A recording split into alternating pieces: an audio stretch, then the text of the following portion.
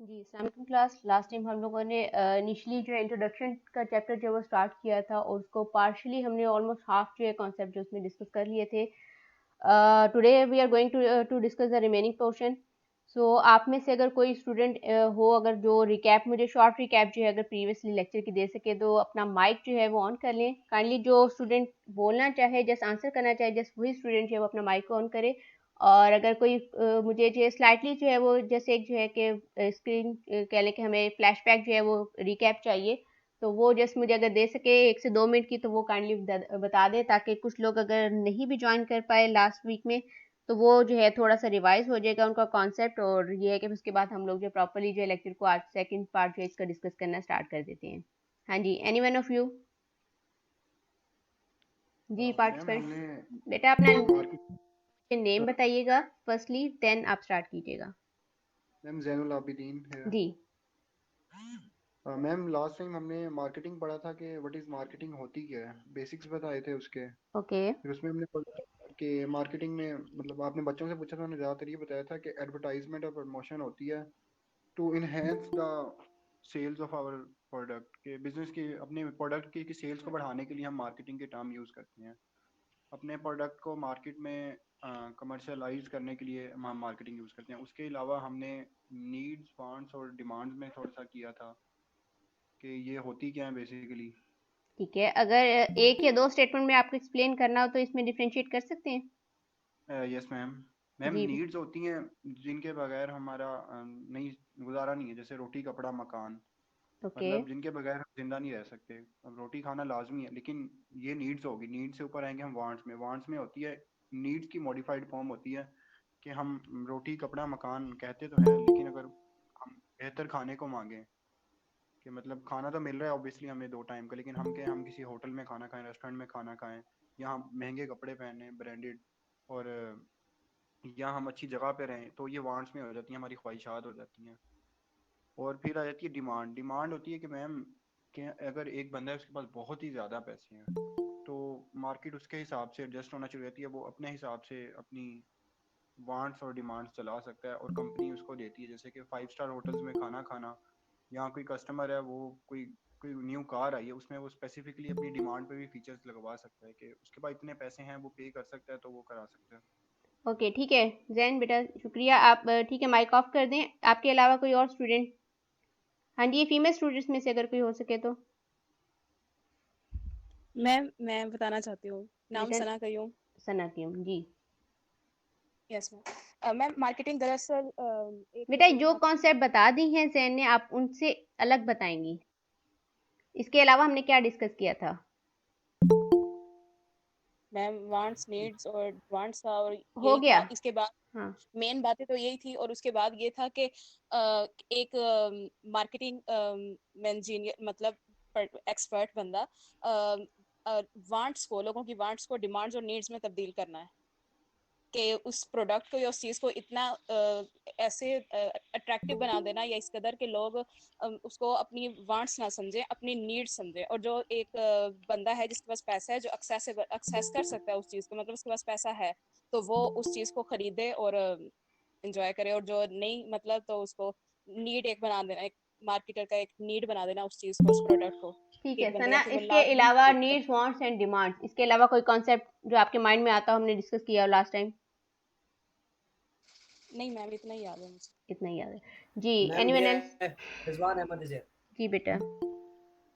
Ma'am इसके अलावा हम लोगों ने एक कंसेप्ट अपना डिस्कस किया था, which is stockholder and stake holders.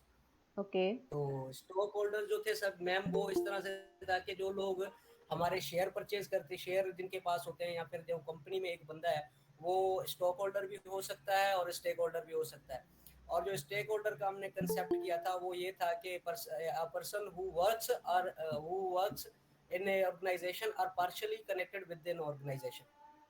तो इस तरह से हम लोगों ने स्टेक होल्डर, और जो एक शख्स स्टेक होल्डर जो किसी तरीके से भी कनेक्टेड होता है ऑर्गेनाइजेशन के साथ या किसी कंपनी के साथ या किसी कॉर्पोरेशन के साथ, बेशक वो उसके साथ काम कर रहा हो या फिर उसके इर्द गिर्द का जो माहौल होता है या फिर वो जिस सोसाइटी में वो कॉर्पोरेशन है वो उसके साथ कनेक्टेड हो, इस तरह से। ठीक है रिजवान, आप इसको थोड़ा सा करेक्ट कर लें। आपने सेकंड पार्ट में सही बताया। स्टेक होल्डर के अंदर जो आपने बात की कि जो पार्शियली अटैच होता है या जो वर्क करता है विद इन द कंपनी, ये आपकी जो है वो कंप्लीटली स्टेक होल्डर की डेफिनेशन नहीं हो सकती है। हाँ, पार्शियली हो सकती है, क्योंकि स्टेक होल्डर कोई ऐसा बंदा हो सकता है जो कंपनी में फॉर एग्जाम्पल एम्प्लॉयज है, तो स्टेक होल्डर है। लेकिन अगर आप स्टेक होल्डर को इससे डिफाइन कर रहे हैं तो वो कभी भी ऐसा नहीं होगा कि ऐसा बंदा जो कंपनी के अंदर काम कर रहा है या पार्शियली अटैच है विद द कंपनी। ठीक है, तो इसकी डेफिनेशन के अंदर ये आएगा कि कोई भी ऐसा पर्सन जो डायरेक्टली या इनडायरेक्टली इन्फ्लुएंस रखता है कंपनी पे या कंपनी से इन्फ्लुएंस होता है, मींस डायरेक्टली या इनडायरेक्टली अटैच होता है with the company, that is known as stakeholder. हाँ जी, इसके अलावा कोई और student? Okay ma'am, thank you for the correction. हाँ जी, इसके अलावा और भी काफी सारे लोग थे। और कुछ डिस्कस नहीं किया था? अच्छा चलें, ये बताइएगा कि लास्ट टाइम हमने एंड कहाँ पे किया था, ताकि हम वहीं से स्टार्ट कर सकें।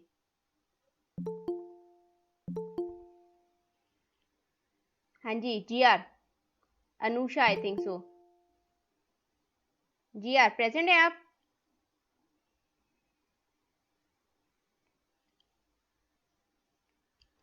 मैम आई थिंक एब्सेंट है वो। ठीक है, इसके अलावा और बाकी आई थिंक हिना का नाम मैंने यहाँ पे देखा था। हिना प्रेजेंट है?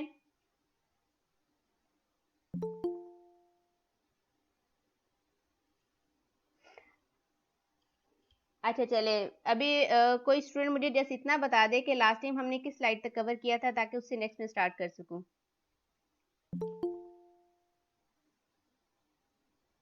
हाँ जी, any one of you? Ma'am 34 page तक ही किया था। 35 से स्टार्ट करना है।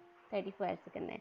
हाँ जी, आप में से सभी स्टूडेंट्स ने जो है जस्ट नीड्स, वांट्स और डिमांड पे फोकस रखा है, या हार्डली किसी ने जो है स्टेक होल्डर को टच करने की कोशिश की है? इसके अलावा भी हमने बहुत सारी जो है लास्ट टाइम जो है डबल लेक्चर जो है हम लोगों ने लास्ट टाइम कवर किए थे। तो मतलब ये समझ लें कि अगर हम लोगों ने 3 आवर्स उसके अंदर जो है अपने स्पेंड किए हैं, तो उसमें बहुत सारे कॉन्सेप्ट डिस्कस किए होंगे। तो उसमें से कुछ जो है मुझे मिल रहे थे। आप लोग इवन यहाँ पे एग्जांपल्स कोट कर सकते थे, अपने पास से भी इवन कोई मटेरियल अगर आपके पास होता वो भी शेयर कर सकते थे। और प्लस आपकी जो भी क्वेरीज थी या कोई कॉन्सेप्ट आपको नहीं क्लियर किया हुआ था तो आप वो भी शेयर कर सकते थे। है अब आपने टाइम जो है अपॉर्चुनिटी वेस्ट कर दी है। चलिए इसको नेक्स्ट स्टार्ट करते हैं। आप में से किसी भी स्टूडेंट ने यहाँ पे मार्केटिंग का कॉन्सेप्ट डिस्कस करने की कोशिश नहीं की है। हमने मार्केटिंग की इवैल्यूएशन भी जो है वो भी डिस्कस की थी। सो हमने लास्ट टाइम जो है वो कवर किया था। उसमें जो हमारे पास जो बेसिक कॉन्सेप्ट आता है, उसमें प्रोडक्शन कॉन्सेप्ट हमने डिस्कस किया था। बेसिकली ये मार्केटिंग के फेज हैं कि मार्केटिंग हिस्ट्री में जो है कैसे जो है आपके पास जो स्टेप बाय स्टेप जो है अब करंट मार्केटिंग के अंदर जो है आपकी किस तरीके से कन्वर्ट हुई है। तो थ्रू फेजेस हैं। फॉर एग्जांपल आपका फर्स्ट फेज था प्रोडक्शन फेज था, देन प्रोडक्ट फेज आ गया, उसके बाद सेलिंग फेज आया, देन मार्केटिंग फेज आया, और उसके बाद जो है अब बहुत सारे ऑथर्स हैं। कुछ ऑथर्स जो हैं मार्केटिंग कॉन्सेप्ट के बाद नेक्स्ट कॉन्सेप्ट को वो सोसाइटल मार्केटिंग का कॉन्सेप्ट भी कह देते हैं। कुछ ऐसे हैं कि जो इसको मजीद एडवांस करके इसको होलिस्टिक मार्केटिंग का कॉन्सेप्ट भी कह देते हैं। तो डिफरेंट ऑथर्स हैं, लेकिन कॉन्सेप्ट जो है वो आपको ऑल्दो सेम ही है। सो हमने लास्ट टाइम 34 स्लाइड थी जिसके अंदर कंपैरिजन था, इसको तो हम कवर कर चुके थे। लास्ट हमारे पास जो कॉन्सेप्ट डिस्कस हुआ था दैट वाज मार्केटिंग कॉन्सेप्ट। तो मार्केटिंग कॉन्सेप्ट के अंदर ये था कि कंपनी जो है वो आपके कस्टमर्स या कंज्यूमर्स की नीड्स एंड वांट्स को आइडेंटिफाई करती है, देन उनको टारगेट आउट करती है, देन उनको सेटिस्फाई करने के लिए अपनी प्लानिंग, अपनी स्ट्रेटजीज, अपनी सारी की सारी मार्केटिंग एफर्ट्स या कह लें प्रमोशनल एफर्ट्स, सब सेलिंग एफर्ट्स, सब कुछ इनकॉर्पोरेट करके उसको सेटिस्फाई करने की ट्राई करती है। That is marketing concept. So marketing के बाद जो है नया कॉन्सेप्ट ये आता है, मार्केटिंग की हद तक आपका ये ऑब्जेक्टिव आपका अगर आपको याद हो तो मार्केटिंग के ऑब्जेक्टिव ये किसी भी बिजनेस का जो मेन एम या पर्पस होता है दैट इज रेवेन्यू जनरेशन या प्रॉफिट कमाना, जिसे आप कहते हैं प्रॉफिट मैक्सिमाइजेशन। तो इसके साथ साथ आपका जो सेकंड ऑब्जेक्टिव होता है वो ये होता है, अब जो जो है ना कंपल्सरी कर दिया है कि आपने सोसाइटी के जो है राइट्स हैं या उसके जो इंटरेस्ट हैं आपने उसको भी प्रोटेक्ट करना है। मीन सोसाइटल मार्केटिंग का कॉन्सेप्ट आ गया। अब यहाँ पे आपने प्रॉफिट जनरेशन करनी है, प्रॉफिट मैक्सिमाइजेशन करनी है, लेकिन आपने यहाँ पे सोसाइटल का कॉन्सेप्ट भी जो है वो भी इनकॉर्पोरेट करना है। मीन्स आपने कॉर्पोरेट सोशल रिस्पॉन्सिबिलिटी पे भी काम करना है कि आपके जितने भी स्टेक होल्डर्स हैं आपने उनको भी इन व्यू रखना है, उसके साथ में आपने अपना मार्केटिंग का कॉन्सेप्ट भी रखना है। तो एक तरह से होलिस्टिक मार्केटिंग जो है ये एक ब्लेंडेड फॉर्म है आपकी मार्केटिंग कॉन्सेप्ट की और आपकी सोसाइटल मार्केटिंग कॉन्सेप्ट की। तो इसके अंदर सब चीजें आ जाती हैं। अब देखिए, आप जब मार्केट को सेटिस्फाई करना चाह रहे हैं तो उसमें हर जितने भी आपकी सप्लाई चेन का अगर आपको पता हो तो सप्लाई चेन में जितने भी आपके चैनल मेंबर्स होते हैं वो सारी की सारी एक चेन होती है जिसका अल्टीमेट ऑब्जेक्टिव क्या होता है कि इन टाइम आपकी गुड्स एंड सर्विसेज की मार्केट के अंदर डिलीवरी को इंश्योर करना।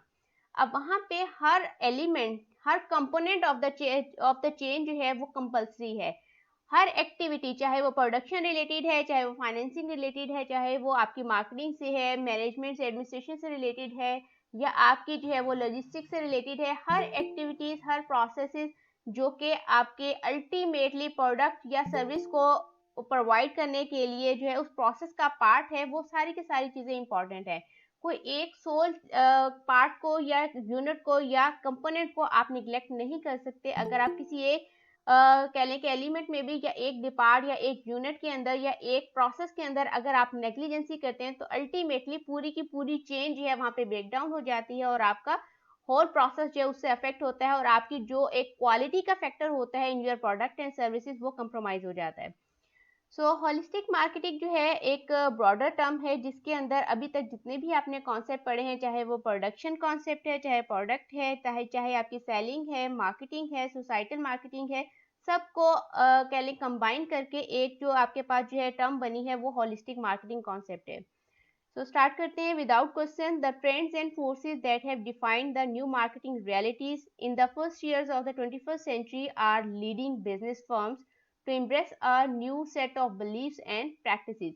तो आपने देखा कि day by day new trends आ रहे हैं, न्यू फोर्सेस आ रही हैं, कंज्यूमर जो है वो बहुत ज़्यादा चूजी होना स्टार्ट हो गया है।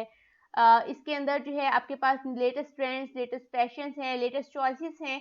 अब कंज्यूमर जो है वो ऑलरेडी इतना इक्विप्ड है, इतना कह लें वेल अवेयर है कि वो अपनी एक पर्सनल चॉइस या पर्सनल डिमांड या पर्सनल इंटरेस्ट रखता है और वो एक उसके अंदर भी कंसिस्टेंसी नहीं है, वो चेंज हो रहे हैं विद अ चेंजिंग पैटर्न जो है या चेंजिंग मार्केट जो है, मार्केट की फोर्सेस के अकॉर्डिंगली जो है उसकी अपनी प्रेफरेंसेस, उसका टेस्ट, उसका इंटरेस्ट, वो सब चीज़ें मॉडिफाई हो रही हैं।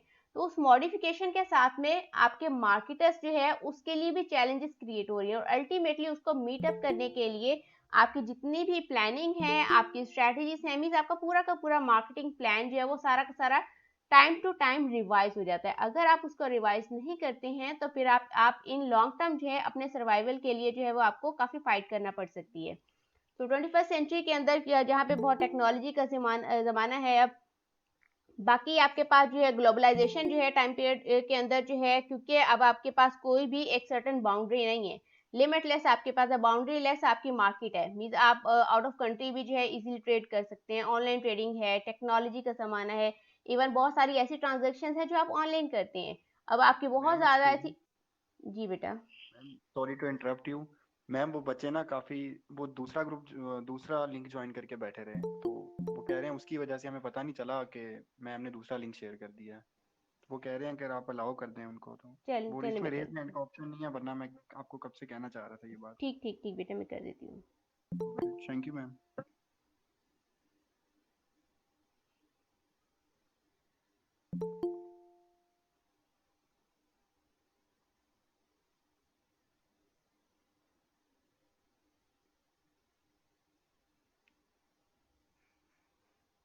जी स्क्रीन शेयर हो रही है अब?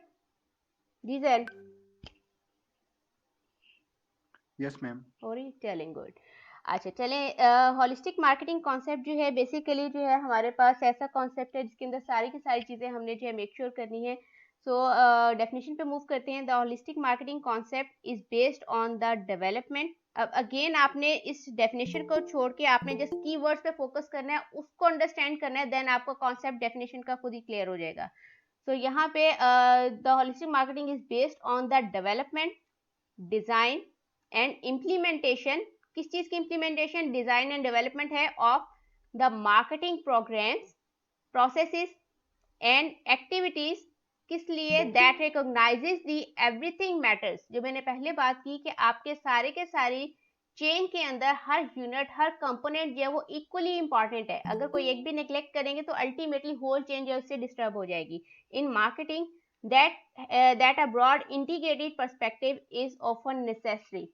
जिसके अंदर ओवरऑल जो है ये इंटीग्रेटेड प्रोसेस है. इंटीग्रेट का मीनिंग होता है जो कि कंबाइन हो, कह लें कोलैबोरेटिवली जो है सब चीजें इतनी कह लें कि आपके पास जो है वो एक स्मूथ फॉर्म के अंदर जो है आपस में अटैच होती हैं, जो अल्टीमेटली जो है एक सोल पर्पस या कॉमन गोल जो है उसको अचीव करने के लिए वर्कआउट कर रही होती हैं. तो इतनी कोलैबोरेशन या इंटीग्रेशन जो है वो तभी मेक श्योर हो सकती है जबकि आपका हर कंपोनेंट जो है वो अपने एंड पे अपना पार्ट जो है उसको इक्वली और टाइमली जो है उसको परफॉर्म करेगा. तो होलिस्टिक मार्केटिंग के अंदर सारा का सारा काम आ जाएगा, आपकी एफिशिएंट वर्किंग से लेके आपकी एफिशिएंट जो है चैनल की परफॉर्मेंस, प्लस आपकी जो है मार्केटिंग की एफिशिएंसी, प्लस आपकी प्रोडक्शन की एफिशिएंसी. हर एफिशिएंसी जो है इसके अंदर, एफिशिएंसी का कॉन्सेप्ट यही होता है कि आपने जो है मिनिमम कॉस्ट के अंदर मैक्सिमम आउटपुट जनरेट करके देनी है. मींस इतना एफिशिएंसी का लेवल है. अब आपको इसका कॉन्सेप्ट अगर बल्कि इसको क्लियर करते जाते हैं, एफिशिएंसी और इफेक्टिवनेस का डिफरेंस अगर किसी स्टूडेंट को क्लियर हो तो एनी वन ऑफ यू, कोई स्टूडेंट क्लियर कर सके तो, एफिशिएंसी और इफेक्टिवनेस में क्या डिफरेंस होता है?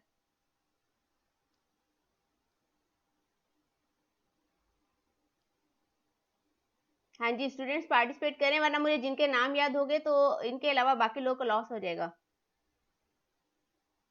हाँ जी, what's the difference between effectiveness and efficiency? Ma'am अब आपकी आवाज बहुत कट कट के आ रही है.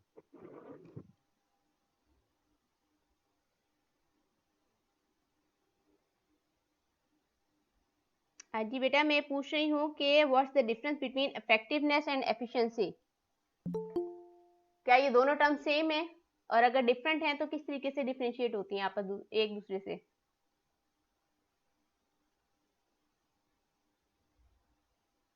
मैम ये दोनों चीजें डिफरेंट है. नेम बताइएगा अपना.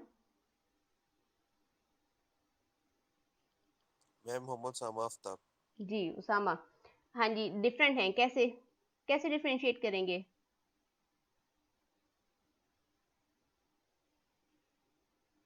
मैम कह सकते हैं कि एफिशिएंसी है वो एक स्ट्रेंथ है, और जो इफेक्टिव है वो फिर जो इफेक्टिव है वो इफेक्ट करती है. हाँ, आपने कहा ये डिफरेंट है, कैसे एक दूसरे से डिफरेंट कैसे हैं? इसकी एक एग्जांपल दे सकते हैं आप? मैम बेटा मैम वन ये बाय मैम वन ये बाय कहीं वन, ना कहीं एक दूसरे से मिलती भी है. One by one, one by one. आप लोग की तरफ भी आते हैं, एक second. Usama, yes ma'am. Ma'am example. Efficiency वो, यस मैम. जी जी कंटिन्यू रखें. मैम एफिशिएंसी वो है कि कितना एफिशिएंट होगा, कि मतलब कितनी इसके अंदर स्ट्रेंथ होगी मार्केटिंग के. और जो इफेक्टिव है,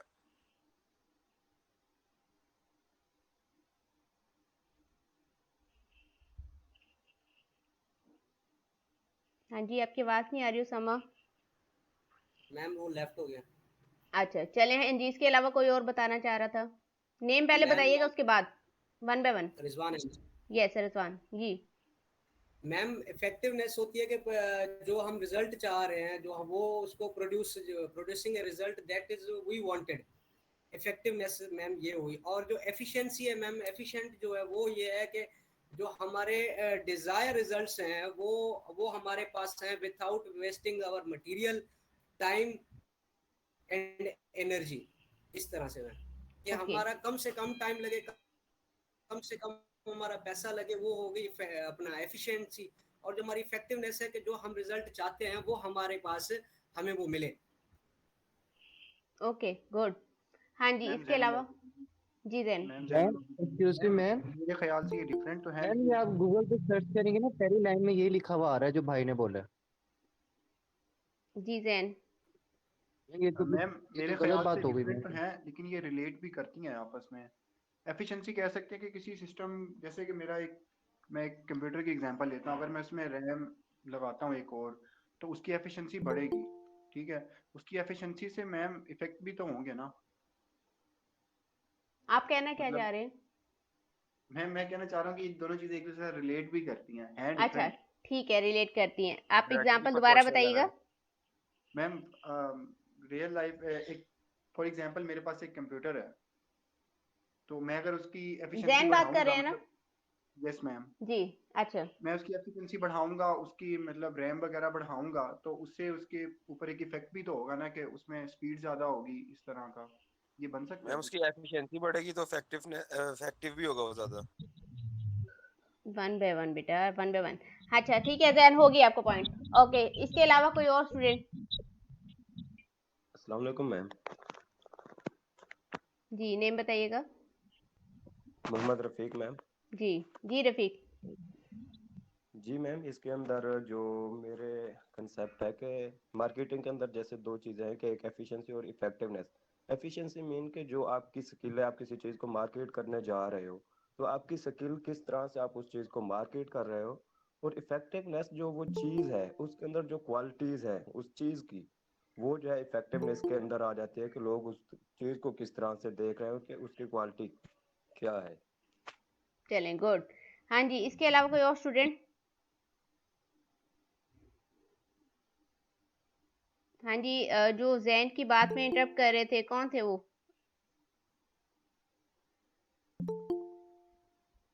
हाँ जी, कोई और स्टूडेंट इसका कॉन्सेप्ट क्लियर करना चाहे? चलें, कोई नहीं है। हाँ जी, आप सबके सभी जो है कॉन्सेप्ट ठीक बता रहे हैं। थोड़ी सी इसके अंदर डिफरेंसेस हैं, ऑलमोस्ट आप लोगों ने कॉन्सेप्ट ठीक बताया है। इफेक्टिवनेस जो है वो ये होता है कि जो चीज़ मांगी जा रही है उतनी चीज़ इफेक्टिवली प्रोवाइड कर देना। मीन्स आपका इसके अंदर जो अल्टीमेट ऑब्जेक्टिव होता है, जो अचीवमेंट पॉइंट होता है, वो ये होता है कि इफेक्टिवनेस में आपका मकसद ये होता है कि आपके जो एंड्स या जो मतलब चीज़ आपका गोल आप अचीव करना चाह रहे हैं उसको आप इन टाइम गोल को अचीव कर लें। फॉर एग्जाम्पल, अगर आपको 10 यूनिट्स प्रोड्यूस करने को कह रहे हैं और आपसे डिमांड किए जा रहे हैं, तो आप 10 यूनिट्स इन टाइम प्रोड्यूस करके इफेक्टिवली प्रोवाइड कर दें। That is effectiveness. जितना मांगा है उतना काम कर देना और प्रॉपर करके देना, दैट इज इफेक्टिवनेस। एफिशिएंसी में ये होता है कि आपने एफिशिएंसी के अंदर जो आपका अल्टीमेट ऑब्जेक्टिव होता है वो गोल अचीवमेंट होता है, मींस गोल अटेनमेंट होता है। जो आपको गोल या टारगेट दिए वो तो आपने अचीव करना ही है, लेकिन आपने उसके साथ साथ जो आपका का प्राइमरी ऑब्जेक्टिव होता है एफिशिएंसी के केस में, वो ये होता है कि आपने मिनिमम इनपुट के साथ में मैक्सिमम आउटपुट जनरेट करके देनी है। जितनी ज्यादा आउटपुट हो सके, लेकिन उसके साथ में आपने इनपुट जो है वो जितनी एफिशिएंटली यूज करेंगे उतनी ही ज्यादा जो है आपकी इफेक्टिवनेस जो है वो मैक्सिमाइज होती जाएगी। Means efficient uses of input for the delivery of output या मैक्सिमम आउटपुट जनरेशन जो है वो एफिशिएंसी हो जाएगी। और दोनों के अंदर जस्ट जो स्लाइड सा डिफरेंस है वो ये है कि इन दोनों में जो आपका गोल या ऑब्जेक्टिव होता है उसकी क्लैरिटी डिफरेंट होती है। ये दोनों कॉन्सेप्ट आपस में बहुत ज्यादा रिलेटेड हैं, लेकिन इसमें डिफरेंस है, और डिफरेंस इसके अंदर जो ऑब्जेक्टिव होता है अल्टीमेटली जो है वो डिफरेंट होता है। अब आपका इफेक्टिवनेस के अंदर आपका मकसद सिर्फ इतना होता है कि जो मांगा गया है, जो टारगेट या गोल आपसे जो चीज डिमांड की गई है वो आपने इफेक्टिवली जो है उसको आपने टाइमली प्रोवाइड करना है। एफिशिएंसी के अंदर ये होता है कि आपका मकसद ये होता है, क्योंकि आपके पास इकोनॉमिक्स में भी आपने पढ़ा होगा, there are limited resources and unlimited wants. मतलब मिनिमम रिसोर्स स्कार्स रिसोर्सेज हैं और आपने जो आउटपुट जनरेट करके देनी है, जो आपसे डिमांड की जा रही है वो बहुत ज्यादा है, अनलिमिटेड है। तो उसको फुलफिल करने के लिए, क्योंकि हमारे पास फाइनेंशियल रिसोर्सेज हमेशा लिमिटेड होते हैं, तो एफिशिएंसी तब होगी जब आप मिनिमम इनपुट के साथ में मैक्सिमम आउटपुट जनरेट करके देंगे, वो आपके पास एफिशिएंसी होगी। यहाँ पे एक स्टूडेंट जो है वो क्या बात कर रहा था कि मैं अगर उसमें स्पेयर रैम लगा दूंगा तो रैम लगाने के साथ में उसकी एफिशिएंसी इंक्रीज हो गई। तो इसी तरीके से अगर आप अपनी फैक्ट्रीज के अंदर जो है, अगर जिस तरीके से अगर आपने 10 एम्प्लॉइज हैं, 10 एम्प्लॉइज जो है उनका काम, अगर उसकी जगह पे एक मशीन आप लोग जो इंस्टॉल करते हैं, मशीन लगा देते हैं, सारा काम जो है वो कह लें कि असेंबली के ऊपर जो है ऑटो पे होना स्टार्ट हो जाता है, तो अल्टीमेटली जहां पे 100 यूनिट्स बनते थे वहां पे अब 500,000 यूनिट्स बनना स्टार्ट हो जाएंगे। तो आपका वो चैनल या कह लें कि वो मेथड डिफरेंट हो सकता है, मेथड आप जो मर्जी यहाँ पे जो है वो आप जो है उसको इंस्टॉल कर लें, अल्टीमेटली आपका ऑब्जेक्टिव है वो मैटर करता है। तो ऑब्जेक्टिव अगर आपका जैसे इतना है कि जितनी प्रोडक्शन देनी है उतनी फुलफिल हो, उतनी आप मशीनरी, फॉर एग्जाम्पल अगर आपको 5 मशीनरीज अगर आप इंस्टॉल करते हैं तो आपकी एफिशिएंसी रेट बहुत ज्यादा इंक्रीज हो जाता है। लेकिन आपका ऑब्जेक्टिव मैटर करता है। अगर आपका ऑब्जेक्टिव ये है कि जैसे आपने 100 यूनिट्स की डिमांड फुलफिल करनी है तो आप एक मशीन इंस्टॉल करेंगे, आपका काम तो उसमें भी पूरा हो जाएगा। अगर आपका टारगेट ये है कि आपने एफिशिएंसी लेवल को टच करना है, आपकी डिपेंड करता है कि आपका इस टाइम पे बिजनेस जो है वो किस लेवल पे है, इनिशियल लेवल पे है, ग्रोइंग लेवल पे है, या फिर बिल्कुल मेच्योरिटी की लेवल पे है। तो वो चीज मैटर करती है। उसके अकॉर्डिंगली आपकी इंटेंशन, आपकी ऑब्जेक्टिव जो है, आपका टारगेट जो है, उसके अकॉर्डिंगली फिर आपकी स्ट्रेटजीज, आपकी वर्किंग जो है वो डिफरेंट होती जाती है। चलिए नेक्स्ट मूव करते हैं। होलिस्टिक मार्केटिंग के अंदर जो अगर इसको समझने के लिए जो है मेजरली इसको 4 सब कंपोनेंट्स के अंदर डिवाइड किया गया है, जिसके अंदर मार्केटिंग के डिफरेंट जो है कॉन्सेप्ट जो है इसके अंदर जो है कह लें कि इनकॉर्पोरेट हुए हैं, जिसके अंदर internal marketing, integrated marketing, relationship marketing and performance marketing. अब कुछ नेम्स यहाँ पे शो हो रहे हैं, पहले इनको देख लेते हैं, देन वन बाय वन जो है 4 टर्म्स जो है इसको एक्सप्लेन करते हैं। हाँ जी, first one is the internal marketing, name से शो हो रहा है। ऐसी मार्केटिंग जो within the boundary of the organisation या कंपनी के इनसाइड के अंदर जो मार्केटिंग आप यूज कर रहे हैं, वो आपकी एफिशिएंट जो है उसको करने के लिए जो आप चीजें जो है वो करेंगे, वो सारी की सारी पार्ट होंगे इंटरनल मार्केटिंग का। अब इसके अंदर आपके पास क्या है, मार्केटिंग डिपार्टमेंट को एफिशिएंट करना, सीनियर मैनेजमेंट के साथ में अलाइनमेंट करना, अदर डिपार्टमेंट्स के साथ में आपकी अलाइनमेंट हो। इसके अंदर कॉन्सेप्ट आता है, अगर आपको अगर याद हो, इंटीग्रेशन का, वर्टिकल इंटीग्रेशन, इसमें आपकी फर्दरली फिर इसको 2 में डिवाइड करते हैं, बैकवर्ड इंटीग्रेशन होती है, फॉरवर्ड इंटीग्रेशन होती है, प्लस डिपार्टमेंटल लेवल के ऊपर आपकी हॉरिजॉन्टल इंटीग्रेशन होती है, जो डिपार्टमेंटल लेवल के ऊपर सेम हायरार्किकल लेवल के ऊपर होती है। तो मींस ओवरऑल आपकी इंटीग्रेशन इतनी स्ट्रांग हो कि आपकी इंटरनल मार्केटिंग जो है वो अल्टीमेटली आपकी होलिस्टिक मार्केटिंग को प्रमोट कर रही हो। सेकंड है आपके पास इंटीग्रेटेड मार्केटिंग, नेम से ही शो हो रहा है, जिसमें सब चीजें प्रॉपरली अलाइन हो, सेटल डाउन हो, वर्किंग हो, फंक्शनल हो, जिसके अंदर सारी की सारी एक्टिविटीज ऐसे वर्कआउट कर रही हो कि अल्टीमेटली सिस्टम जो है एक प्रॉपरली स्मूथ वे के अंदर रन हो रहा हो, जिसकी वजह से जो है आपके मार्केट के अंदर जो है एक एफिशिएंट मैसेज जो है वो डिपिक्ट हो रहा हो, जिसके अंदर आपके प्रोडक्ट्स एंड सर्विसेज हैं, कम्युनिकेशन है, चैनल्स हैं, प्राइसेस हैं। इंटीग्रेटेड मार्केटिंग के अंदर आपके प्रोडक्ट्स एंड सर्विसेज से रेलेवेंट जो भी इंफॉर्मेशन होती है थ्रू आपकी एडवर्टाइजमेंट है, सेल्स है, प्रमोशंस है, वो सारी के सारे इन टाइम होती है और सिमिलर जो है वो इन्फॉर्म की जाती है। चैनल जो है आप प्रॉपरली उसको एफिशिएंटली यूज करते हैं, प्राइसिंग की जो भी आपकी डिटेल्स होती हैं, डिस्काउंट्स हैं, अलाउंस है, व्हाटएवर जो भी स्ट्रेटजी आप यूज कर रहे हैं, स्कीमिंग प्राइसिंग यूज कर रहे हैं, व्हाटएवर जो pricing strategy you are using, जो आप जो भी यूज कर रहे हैं उसकी जो भी कम्युनिकेशन होगी वो सेम होगी ऑन ईच कम्युनिकेशन चैनल।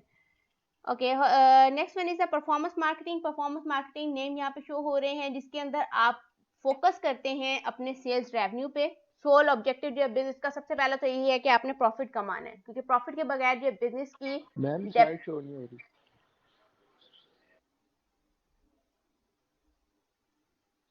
हाँ जी, अब शो हो रही है यार स्लाइड शो जी, अब शो हो रही है होलिस्टिक मार्केटिंग की स्लाइड आपको। Yes ma'am, ma'am slide yes ma'am. हाँ जी, शो हो रही है। यस मैम, यस हो रही मैम। है। चलें, परफॉर्मेंस मार्केटिंग के अंदर मैम आपका जो मेनली फोकस होता है वो आपकी रेवेन्यू जनरेशन पे है, ब्रांड इक्विटी जनरेट करना, कस्टमर इक्विटी जनरेट करना, और इसके साइड बेस के अंदर आपके कुछ सोसाइटल फोकस भी होते हैं, जिसके अंदर आपने एथिक्स को भी देखना है, इन व्यू में रखना है, मार्केटिंग के एनवायरनमेंट को भी आपने फोकस में रखना है, मीन सराउंडिंग भी आपसे अफेक्ट ना हो उसके भी आपने इंटरेस्ट को प्रोटेक्ट करना है, प्लस लीगल जो भी आपके पास जो है जो इफेक्ट्स होते हैं, फैक्टर्स होते हैं, उनको माइंड में रखना है, प्लस आपके पास जो है अदर फैक्टर जो है जिसके अंदर आपके पास डेमोग्राफिक, इकोनॉमिक फैक्टर्स हैं, इन सब चीजों को माइंड में रखना है। That is a part of performance management या performance marketing management. So last one is the relationship marketing. Relationship marketing जो है बेस्ड होती है आपकी लॉन्ग टर्म कह लें सक्सेस जो है वो इस पे बेस कर रही होती है, रिलेशनशिप मार्केटिंग पे। तो रिलेशनशिप मार्केटिंग जो है जैसे नेम से पता लग रहा है कि आपने स्ट्रॉन्ग और लॉन्ग टर्म रिलेशनशिप जो है बिल्डअप करना है, लेकिन यहाँ पे आपने अपने हर तरह के स्टेक होल्डर के साथ में रिलेशनशिप जो है उसको बिल्डअप करना है। इसमें आपके जो आपके पास जो है कस्टमर रिलेशनशिप मैनेजमेंट तो आता ही आता है, प्लस आपने पार्टनर रिलेशनशिप मैनेजमेंट का कॉन्सेप्ट भी होता है, जिसके अंदर जितने भी आपके अदर देन कस्टमर्स पार्टनर्स होते हैं, चैनल मेंबर्स होते हैं, आपने उनके साथ में भी अपना रिलेशनशिप जो है उसको इंश्योर करना है और उसको लॉन्ग टर्म के लिए रिटेन करके रखना है। तो इसमें एम्प्लॉयज आ सकते हैं, एम्प्लॉयज के साथ में रिलेशनशिप उसको बहुत करना है। अदरवाइज अभी ये प्रैक्टिकली तो ये चीज़ इंप्लीमेंट नहीं है, क्योंकि एम्प्लॉयज जो है जितनी कह लें कि आप लोग की इंटरनल पॉलिटिक्स चलती है उसकी वजह से लॉयलिटी का फैक्टर नहीं होता, जो कि होना चाहिए। सो नेक्स्ट पार्टनर्स के साथ में है, फाइनेंशियल कम्युनिटी के साथ में है, तो इसको वन बाय वन डिस्कस करते रहते हैं, one by one. First one is the relationship marketing. So relationship marketing, increasingly a key goal of marketing is to develop deep enduring relationship with people ma'am and slide I sir next. हाँ जी, नहीं show हो रही? नहीं ma'am, next slide कर लें आप। No ma'am. अब हो जी रही मैम है। अब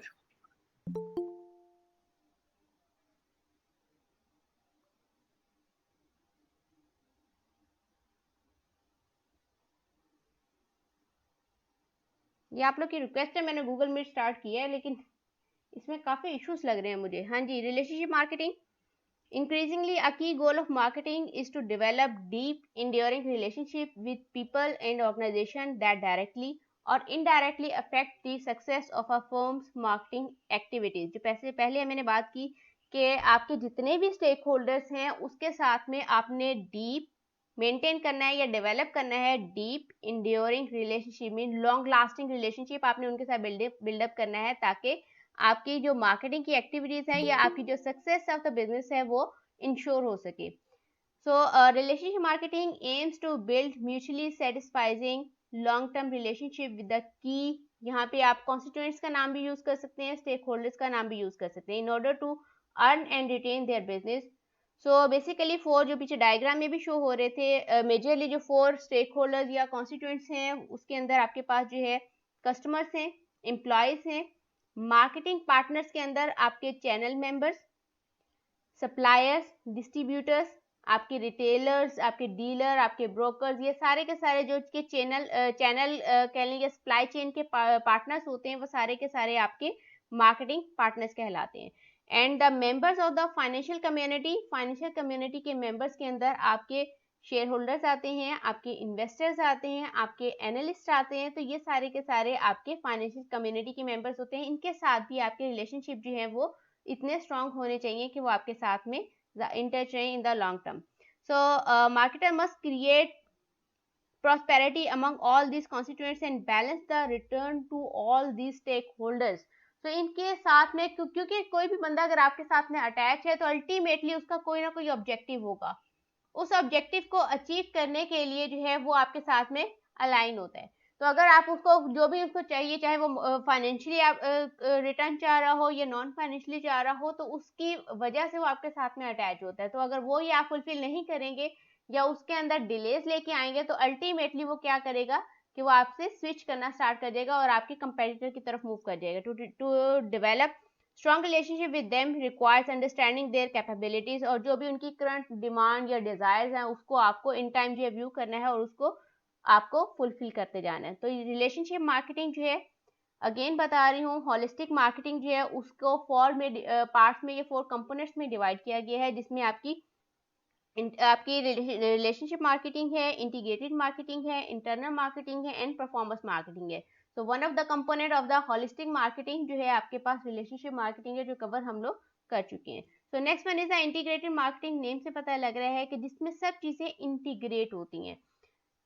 इंटीग्रेट इस तरीके से इंटीग्रेट करनी है कि आप जो मर्जी चैनल यूज कर रहे हैं, फॉर एग्जांपल अगर आप जो है टेलीविजन चैनल यूज कर रहे हैं, आप रेडियो चैनल यूज कर रहे हैं, आप प्रिंट मीडिया यूज कर रहे हैं, जो भी मीडिया आप यूज कर रहे हैं, आपकी प्रोडक्ट्स एंड सर्विसेज जो हैं उसकी सेम इंफॉर्मेशन कम्युनिकेट हो on each of the media. जो भी आपका media, for example at time आप जो है टेलीविजन पे एड भी चला रहे हैं, आप बिलबोर्ड या साइन बोर्ड जो है उनको भी यूज कर रहे हैं, प्लस आप प्रिंट मीडिया भी यूज कर रहे हैं, प्लस आप रेडियो भी यूज कर रहे हैं, प्लस आप सोशल मीडिया भी यूज करें, तो आपकी प्रोडक्ट्स एंड सर्विसेज की जो भी एडवर्टाइजमेंट है या जो भी कम्युनिकेशन या इंफॉर्मेशन है वो सिमिलर होनी चाहिए। ये नहीं कि एक मीडिया के ऊपर आपकी इंफॉर्मेशन जो है वो कुछ और कह रही है, दूसरी वो आपस में कॉन्ट्राडिक्ट नहीं करनी चाहिए, या आपके प्रोडक्ट की जो फीचर्स या सर्विसेज आप कहीं किसी एक जगह पे पोजीशन या क्लेम कर रहे हैं, तो आपकी प्रोडक्ट्स एंड सर्विसेज के जो एक्चुअल जो परफॉर्मेंस है वो भी उसके अकॉर्डिंगली होनी चाहिए, उससे कॉन्ट्राडिक्टरी नहीं होनी चाहिए। तो अल्टीमेटली क्या होता है कि आपकी प्रोडक्ट के ऊपर जो एक कह लें कि इंटरेस्ट होता है या कह लें कि ट्रस्ट बिल्डअप हुआ होता है, वो आप लूज करते जाते हैं। फॉर एग्जांपल, अब आपने देखा होगा कि हम लोग जब ऑनलाइन शॉपिंग करते हैं तो वहां पे क्या होता है कि हमारे पास जो है प्रोडक्ट, आपने जो है एक प्रोडक्ट आपको बहुत पसंद आई, आपने उसको वहां से जो है वो आपने ऑर्डर प्लेस कर दिए है, लेकिन जब उसकी फिजिकल डिलीवरी हुई और आपने एक्चुअल के अंदर वो प्रोडक्ट देखी, तो आपको जो है ना, मोस्ट ऑफ द केसेस के अंदर 80 to 90% केसेस के अंदर ये होता है कि ऑनलाइन शॉपिंग के अंदर आपने ऑर्डर कुछ और किया होता है, मीन्स आपको कलर के डिफरेंसेस तो ये तो कॉमन सी बात है, लेकिन उसके जो आपके प्रोडक्ट के जो फीचर्स आप या कह लें उसके जो बेनिफिट्स आप एक्सपेक्ट कर रहे थे या जो वहां पे शो किया गया था प्रैक्टिकली, वो प्रोडक्ट जो है उसकी परफॉर्मेंस उसके अकॉर्डिंगली नहीं होती। तो इस तरह की चीजें जो है वो आपकी जब लैक करती हैं, यहाँ पे कुछ ना कुछ चीजें लैक करती हैं, जिसके अंदर आपकी अपनी एफिशिएंसी, आपकी कंपनी की इफेक्टिवनेस जो है वो यहाँ पे लैक करती है, जिसकी वजह से अल्टीमेटली जो है आपकी प्रोडक्ट जो है वो मार्केट के अंदर लॉन्ग टर्म के अंदर मार्केट शेयर उसका जो है वो डिक्लाइन करता जाता है। और यहाँ पे इंटीग्रेटेड मार्केटिंग का कॉन्सेप्ट भी यही है कि आप जो चीज क्लेम कर रहे हैं वो हर कम्युनिकेशन चैनल से डिफरेंस नहीं आना चाहिए, आप जो चीज क्लेम कर रहे हैं वो सेम होनी चाहिए। अब आपने देखा है कि वही चीज अगर आप खुद कह लें कि आप लोग जो है जाके उस आउटलेट को विजिट करें, वहां से परचेज करेंगे, तो आपको पता है कि वो चीज आपके सामने, आप उसको खुद देख के उसको ट्राई करके आप लोग को आप परचेज करते हो, आपको उस पर ट्रस्ट होता है। लेकिन उसी ब्रांड की अगर आप ऑनलाइन शॉपिंग करेंगे तो आपको वहां पे ट्रस्ट नहीं होता। स्पेशली पाकिस्तान के अंदर या एशियन कंट्रीज के अंदर हमें ये रिलायबिलिटी नहीं होती, हमें ये श्योरिटी नहीं होती कि जो चीज डिमांड की है, जिस तरीके से डिमांड की है, हमें जब तक कि आपके हाथ में वो नहीं आए, और आपकी यूजेज पे डिपेंड करता है कि अगर आप उससे सेटिस्फाई हो जाते हैं तो वेल एंड गुड, और अगर नहीं होते तो उसके अंदर डिफरेंस आ रहा है। तो चैनल के डिफरेंस से आपके प्रोडक्ट की परफॉर्मेंस के अंदर डिफरेंस नहीं आना चाहिए। सो इंटीग्रेटेड मार्केटिंग जो है वो इसी चीज को मेक श्योर करती है कि अगर आप इंटीग्रेटेड मार्केटिंग कर रहे हैं तो ये डिफरेंस नहीं होना चाहिए। Integrated marketing is a strategic approach for delivering a unified message across all the channels। जो मैंने पहले बात की कि जो भी चैनल आप यूज कर रहे हैं, आपका जो भी कम्युनिकेशन मैसेज है या उसकी अल्टीमेट जो भी प्रोडक्ट्स या सर्विसेज हैं वो सेम होनी चाहिए, सिमिलर होनी चाहिए throughout the all the channels which we are using. Ensuring a seamless experience means जो विदाउट डिफेक्ट्स है, जो चीज आपने क्लेम की है, जिस चीज के ऊपर आप पोजिशन कर रहे हैं, वो आपका मैसेज जो है या वो वैल्यू प्रोपोजिशन जो है वो आपकी प्रॉपरली डिलीवर होनी चाहिए। Experience for the customers to interact with your company instead of focusing on different products और aspects of your brand on each platform, you are presenting your brand in a similar way in advertising, social media marketing, direct marketing and print media. अगर आप जो भी media यहाँ पे use कर रहे हैं, सभी मीडियाज के ऊपर आपकी सिमिलर इंफॉर्मेशन होनी चाहिए और उनका प्रैक्टिकल एक्सपीरियंस भी सेम होना चाहिए। The intention is to create a unified front that promotes awareness and familiarity with a company and its products. Integrated marketing provides consistency whenever consumers choose to interact with a brand. Without integrated marketing, you risk delivering mixed message or communicating in a disconnected voice, which can make your brand seem fragmented and disorganized to your customer। जो कि एक बहुत ही negative message जो है market के अंदर जो है वो स्प्रेड करता है, जिसकी वजह से अल्टीमेटली क्या होता है कि उस ब्रांड पे आपका जो ट्रस्ट होता है वो आप लूज करते जाते हो। For example, whether a customer is viewing marketing content on desktop or mobile, and the experience and message should remain the same. And the customer who asks question about the product through an automated chatbot service on your website should receive the same takeaways as someone who participates in the live call with a sales representative। जो चीज claim कर रहे हो practically भी आप same चीज deliver करें। Given the complexity of modern marketing channel, integrated marketing doesn't typically happens without focused planning and effort। जिसके अंदर एक complementary कह लें कि आपके पास एक element या ingredient है, जब तक आपकी focus प्लानिंग या एफर्ट नहीं होगी, कभी भी आपकी मार्केटिंग जो है वो सिंपल मार्केटिंग तो हो सकती है, लेकिन वो इंटीग्रेटेड मार्केटिंग नहीं हो सकती, जिसमें हर चीज को जो है आपको प्रॉपरली जो है मेक श्योर करना है, ताकि अल्टीमेटली आपकी जो प्रोडक्ट के अंदर जो है जो फीचर्स या जो चीज आपने क्लेम की है उसको आप लोग टाइमली जो है वो डिलीवर कर सकें, but the investment is well worth it. So next one is the internal marketing. Internal marketing जो है इसके अंदर आपकी मैम इंटीग्रेशन है. मैम स्लाइड आप शो हो रही है? जी yes ma'am, ma'am thank you. हाँ जी. Next one is the internal marketing. Internal marketing and element of holistic marketing is the task of hiring, training and motivating able employees who want to serve customer well.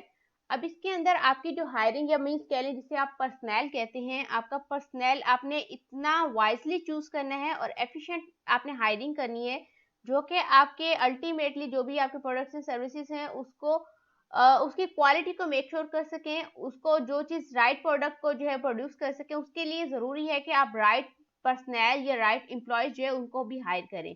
और इसके अलावा आपकी integration या alignment होनी चाहिए inter department series के अंदर. आपकी मैं पहले बात करी थी कि आपकी इंटीग्रेशन होनी चाहिए, मीन्स आपके आपस में जो है इतने इंटीग्रेटेड सिस्टम हो जिसकी वजह से अल्टीमेटली जो है आपस में आप इतने कनेक्टेड हो, मीन्स आपकी जो सीनियर मैनेजमेंट है, जो मीन्स आपकी हायरार्की है वो बहुत ज़्यादा जो है आपस में कह ले के अलाइन हो, ताकि अल्टीमेटली जो है आपका सेम मैसेज जो है वो थ्रू चेंज जो है वो सारी हायरार्की के अंदर सेम मैसेज जो है वो कम्युनिकेट हो रहा हो. अब कोई इन्फॉर्मेशन जो है अब आपको पता है कि क्योंकि आपकी मोस्टली जो है वो अपर कहने के लेवल से इन्फॉर्मेशन आती है, वो देन आपकी मिडिल टायर में आती है और देन उसके बाद जो वो लोअर लेवल में आती है. तो ऊपर से मैसेज कुछ और आता है, लेकिन जो है जिन लोगों ने प्रैक्टिकली इस पे वर्कआउट करना होता है, मीन्स लोअर मैनेजमेंट जो है अल्टीमेटली उन तक पहुंचने तक मैसेज कुछ का कुछ बन चुका होता है, या फिर मैसेज जो है वो टाइमली कम्युनिकेट नहीं होता, या फिर उसके अंदर सर्टनली जो है उसको जो बीच के जो मेंबर्स होते हैं उसको मैनिपुलेट कर देते हैं. तो मीन्स एग्जैक्टली सेम इन्फॉर्मेशन अगर जो है टाइमली अगर कम्युनिकेट होगी तो अल्टीमेटली जो है उसके अंदर एफिशिएंसी रेट जो है वो इंक्रीज होता जाएगा. So internal marketing succeeds only when all departments work together to achieve customer goal. अब सारे के सारे डिपार्टमेंट जो हैं, अब यहाँ पे प्रैक्टिकली क्या होता है कि हर डिपार्टमेंट अपने टारगेट अचीव करने पे लगा हुआ है. हर डिपार्टमेंट जो है उसने जस्ट जो उसके गोल्स हैं या जो उसके ऑब्जेक्टिव्स हैं उसको डिजाइन करता है और जस्ट उसका फोकस ये होता है कि मैंने इस मंथ के टारगेट अचीव कर लिए. अगर यहाँ पर प्रॉपर इंटरनल मार्केटिंग के अंदर इंटीग्रेशन होगी तो उसके अंदर ये होगा कि हर पर्सन जो है या हर डिपार्टमेंट का जो मैनेजर होगा उसका अल्टीमेट ऑब्जेक्टिव ये होगा कि हमने फंक्शन कर ली, लेकिन इससे हमारे ऑर्गेनाइजेशन गोल को भी जो है वो अचीव हो रहा है या नहीं हो रहा, या उसको भी ये सपोर्ट कर रहा है या नहीं कर रहा है, या इसको मजीद हमें इसके अंदर जो इंक्रीमेंट लेके आना है, तो इसके लिए भी आपको वर्किंग करनी चाहिए, तब बाकी इंटरनल मार्केटिंग जो है वो स्ट्रांग होती जाती है. व्हेन अब ये होगा कब? When engineering designs the right product, finance furnishes the right amount of funding, purchasing buys the right material, production makes the right product in the right time horizon, and accounting measures the profitability in the right ways. Means her department को अपने and पे इतना efficiently work करना है, और उसको क्योंकि सब चीजें इंटरकनेक्टेड है, एक चीज जो है कि एक डिपार्टमेंट दूसरे पे इंटरडिपेंडेंट है. अब कोई भी एक अपनी एफिशिएंसी या अपनी परफॉर्मेंस के अंदर जो है अगर कहीं पर भी नेग्लिजेंसी करता है तो अल्टीमेटली वो चेंज जो है वो जो आपस में इंटरकनेक्टेड है वो डिस्टर्ब हो जाती है, और आपकी मार्केट के अंदर जो है जो आपके प्रोडक्ट्स या सर्विसेज हैं वो या तो क्वालिटी की नहीं होती, नहीं तो फिर जो है उसकी जो डिलीवरी होती है वो लेट हो रही होती है. सच इंटरडिपार्टमेंटल harmony can only truly coalesce, however, when senior management clearly communicates a vision of, जब उस टाइम होगा जबकि सीनियर मैनेजमेंट जो है वो टाइमली कम्युनिकेट करेगा क्या a vision of how the company's marketing orientation and philosophy serve the customer. जब वो क्लियरली डिफाइन करेगा कि हमारा ऑब्जेक्टिव है क्या और हमने किस तरीके से जो है अपने कस्टमर को सर्व करना है मार्केट के अंदर. The following example highlights some of the potential challenges in the integrating marketing. Internal marketing requires the vertical alignment with the senior management and horizontal alignment with the other department. कि आपके department to department जो आपका competition ना चल रहा हो, बल्कि आप आपस में जो एक दूसरे के साथ में जो है वो कोऑर्डिनेट करके चल रहे हो, ताकि आप लोग जो का जो अल्टीमेट ऑब्जेक्टिव है ऑर्गेनाइजेशनल गोल वो अचीव हो सके, ना कि आपका डिपार्टमेंटल ऑब्जेक्टिव जो वो अचीव हो रहा है और आप उसमें सेटिस्फाई होना स्टार्ट हो जाए. So everyone understand, appreciates and supports the marketing effort. So next one is the performance marketing. I hope कि नहीं शो हो रही होगी. परफॉर्मेंस मार्केटिंग शो हो रही है स्लाइड आपको? Yep. No ma'am. नहीं हो रही. इंटरनल शो हो रही है अब तक. Okay ma'am. जी अब show मैम. हो रही है. मैम डाउन कर लिया करें ना, वो फिर आ जाया करेगी फर्स्ट स्लाइड के बाद. जी परफॉर्मेंस मैम मार्केटिंग. नहीं हो रही.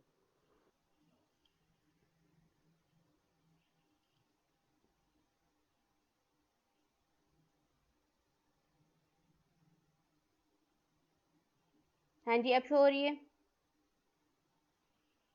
Perform ma'am. यस हाँ मैम हो रही है. जी परफॉर्मेंस मार्केटिंग, जिसके अंदर आपने जैसे ये फोकस करना है कि आपके मेजरली जो है ना आपका मकसद क्या है, आप किस किस चीज़ को जो है ज़्यादा फोकस दे रहे हैं.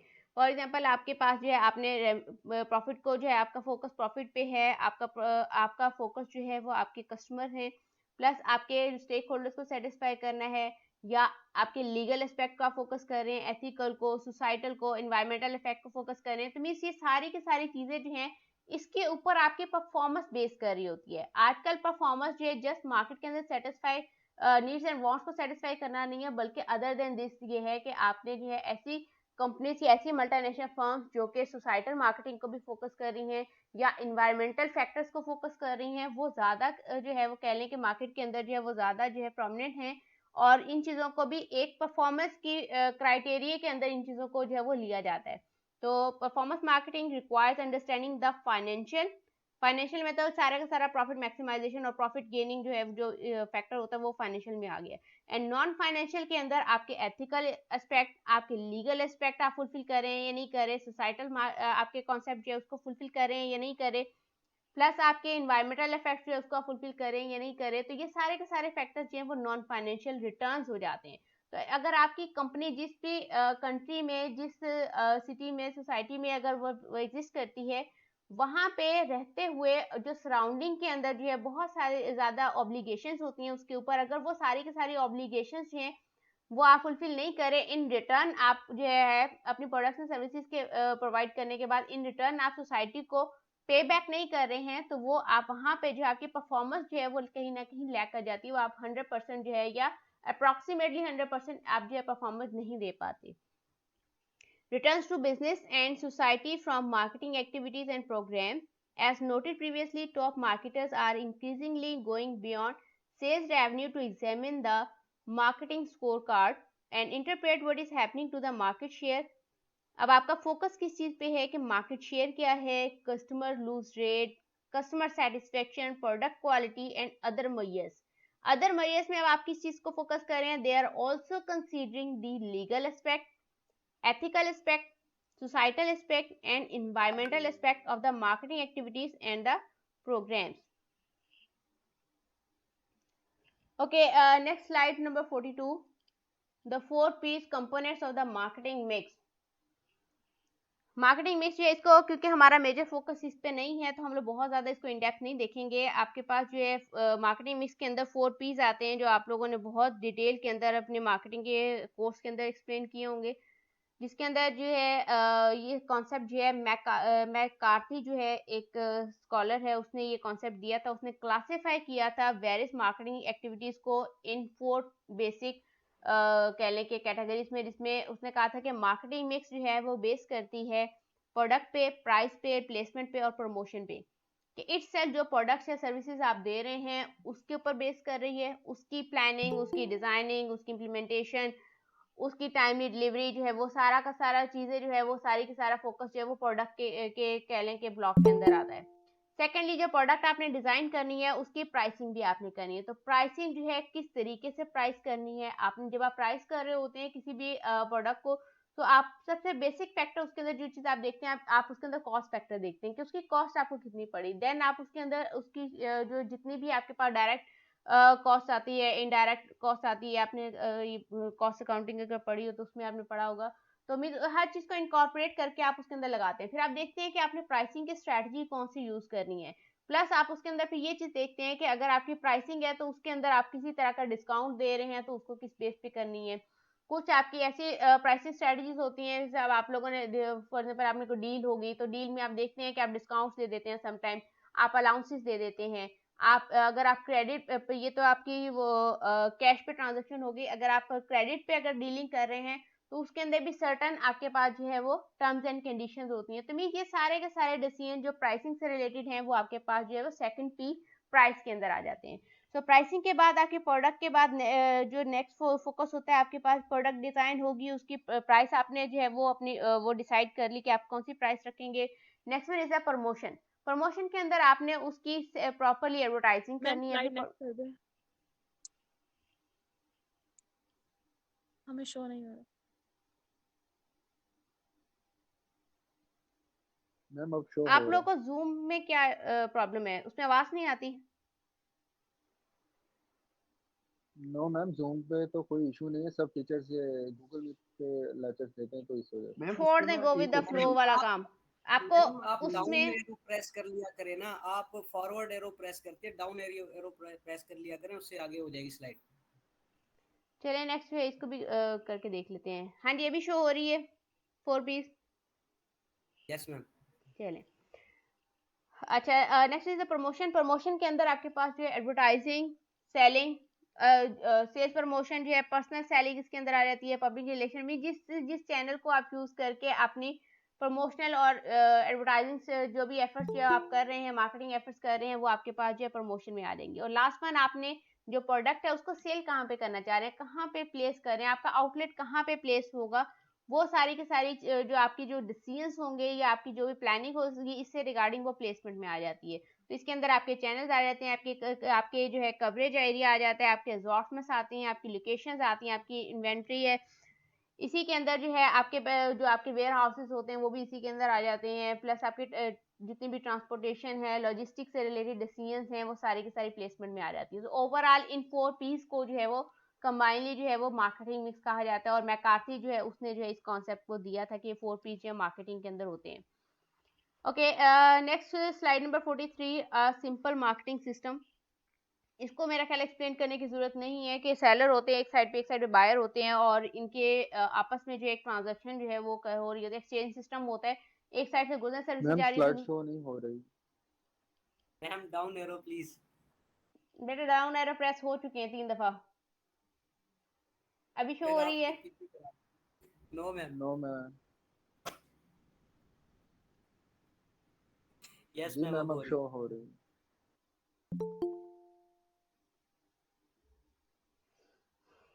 चलिए, सिंपल मार्केटिंग सिस्टम जिसके अंदर जो है आपके पास सेलर्स हैं, बायर्स हैं। अब सेलर्स जो हैं आपके पास जो है उन्होंने गुड्स एंड सर्विसेज प्रोड्यूस की हुई हैं, वो उन्होंने मार्केट में सेल करनी है और अल्टीमेटली वो बायर्स को सेल करेंगी, और इन रिटर्न जो है वो उसके रिटर्न में गुड्स एंड सर्विसेज ले लेंगे और एक्सचेंज करेंगे मनी के साथ में। और इसके अलावा जो है जो भी प्रोडक्ट्स एंड सर्विसेज हैं उसकी कम्युनिकेशन भी उन लोगों ने करनी है टू द मार्केट। तो इस तरह से एक एरो जो है, एक तो गुड्स एंड सर्विसेज का एरो सेलर से बायर की तरफ मूव करेगा, और सेकंड एरो जो है वो कम्युनिकेशन का होगा। इसी तरीके से आपके पास जो बायर है, क्योंकि ये वाइस वर्सा है, कुछ चीजें अगर आप एक साइड पे जो है आप लोग जो है वो सेंडर है, दूसरी साइड पे आप रिसीवर भी हैं। सो सेकंड पे जो है बायर्स जो है उसकी तरफ से जो है मनी एक्सचेंज होगी, प्लस आपके पास information regarding the current demand, जो भी आप चीजों मार्केट के अंदर जो चीजों की डिमांड है उस चीज की इंफॉर्मेशन जो है वो आप जो है बायर से इसकी जो है वो मूवमेंट स्टार्ट होगी और सेलर की तरफ जो है वो स्प्रेड आउट होगी। ओके, नेक्स्ट जो है अगेन एक थोड़ा सा ज़्यादा कॉम्प्लेक्स स्ट्रक्चर है, लेकिन है आपकी मार्केट का ही, ये बेस कर रहा है मॉडर्न एक्सचेंज इकोनॉमी में, जिसके अंदर मार्केट्स हैं डिफरेंट तरह की। ऑलमोस्ट सेम कॉन्सेप्ट ही है, लेकिन थोड़ा सा ये है कि इसके अंदर मार्केट वाइज जो है वो डिवीजन की गई है। सो बिल्कुल आपके लेफ्ट कॉर्नर के ऊपर जो है लेफ्ट मिड में जो है आपके पास मैन्युफैक्चरर मार्केट है। मैन्युफैक्चरर मार्केट नेम से शो हो रहा है कि ऐसी मार्केट्स होती हैं जिन्होंने गुड्स जो है उनको मैन्युफैक्चर करना है, बनाना है, और उसको आगे जो है मार्केट के अंदर जो है वो सेल आउट करना है। अब मैन्युफैक्चरिंग मार्केट से जो है इससे अगर आप लोग अबव मूव करें तो आप देखेंगे कि ये एरो जो है ऊपर मूव कर रहा है और यहाँ पे आपके पास रिसोर्स मार्केटिंग है। सो मैन्युफैक्चर मार्केट कहीं से रॉ मटेरियल भी तो परचेज करेगी, मींस इसके बैकएंड पे कोई सप्लायर्स होंगे, तो वो सप्लायर्स की जो मार्केट होती है जहां से ये अपने रॉ मटेरियल्स की एक्सेस करती है, या कह लें कि जो भी आपके इनिशियल रिसोर्सेज होते हैं जिसको वो इनटेक करती है, वो आपके पास रिसोर्स मार्केट कहलाती है। तो इसके अंदर आपके रॉ मटेरियल भी आ सकते हैं, आपके फाइनेंशियल इंस्टीट्यूशंस भी आ सकते हैं, हो सकता है उसके फाइनेंशियल रिसोर्सेज की जरूरत हो। तो मैं जो भी चीज़ आपको चाहिए है बिजनेस को स्टार्टअप करने के लिए, वो रिसोर्सेज को अगर आप जिस मार्केट से भी परचेज कर रहे हैं, उसको गेन कर रहे हैं, वो मार्केट आपकी रिसोर्स मार्केट कहलाएगी। तो रिसोर्स मार्केट ने रिसोर्सेज जो है वो रिसोर्सेज जो है वो मैन्युफैक्चर मार्केट को डिलीवर करने, और इन रिटर्न जो है मैन्युफैक्चर मार्केट जो है उससे जो भी मनी होगी, जो भी वो चार्ज करेगी, उसको रिसोर्स मार्केट को पे बैक करेगा। ओके, मैन्युफैक्चर मार्केट ने रॉ मटेरियल या इनिशियल रिसोर्सेज जो उसको यूटिलाइज करके प्रोडक्ट्स एंड सर्विसेज बनानी है, उनका मैन्युफैक्चर करना है, और उन प्रोडक्ट्स एंड सर्विसेज को उसने फर्दरली जो है वो कंज्यूमर मार्केट को डिलीवर करना है। लेकिन वो क्योंकि यहाँ पे अब तो वैसे जो है डायरेक्ट मार्केटिंग का कॉन्सेप्ट भी आ गया है।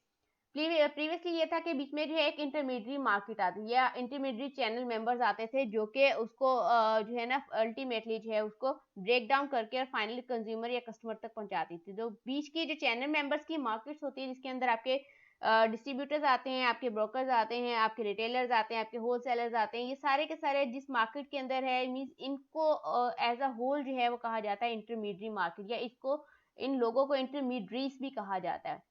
तो इंटरमीडिएट मार्केट जो है उसको क्या है कि मैन्युफैक्चर ने गुड्स एंड सर्विसेज जो भी प्रोड्यूस की हैं, वो आपकी गुड्स एंड सर्विसेज जो है वो इंटरमीडिएट मार्केट को चली जाएंगी, और इंटरमीडिएट मार्केट अगेन जो गुड्स एंड सर्विसेज होगी उसकी जो भी अमाउंट वो चार्ज करेगा वो उसको पे बैक कर देगा।